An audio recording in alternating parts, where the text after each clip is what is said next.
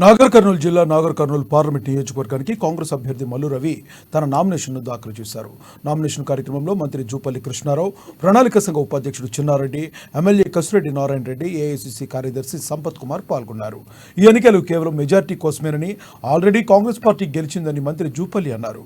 Assembly ఎన్నికల కంటే ఎక్కువ మెజార్టీ వస్తుందని ఆయన ధీమా వ్యక్తం చేశారు. ఈరోజు జూపల్లి కృష్ణారావు గారు,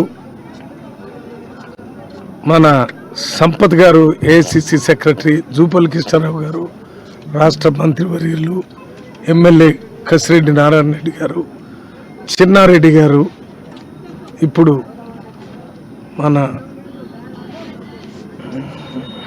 చైర్మన్ రాష్ట్ర ప్రణాళిక సంఘం వైస్ చైర్మన్ వారు, మేము ఐదుగురు వెళ్ళి నామినేషన్ ఫామ్స్ ఇచ్చి రావటం జరిగింది.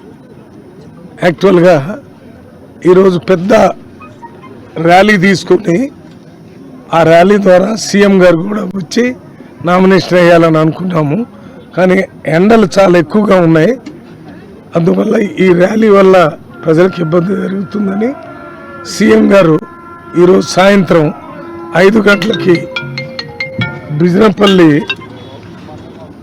బిజినపల్లి దగ్గర వచ్చి ఈ నామినేషన్ సందర్భంగా ఒక పెద్ద భారీ బహిరంగ సభలు ఈరోజు జూపల్లి కృష్ణారావు గారు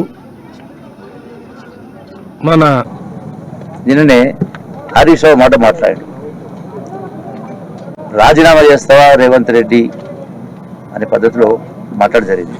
ఏది 15 ఆగస్టు లోపల రైతు రుణమాఫీ చేయకపోతేనే కింద మీరు 100% 15 ఆగస్టు లోపల రైతు రుణమాఫీ చేస్తాం.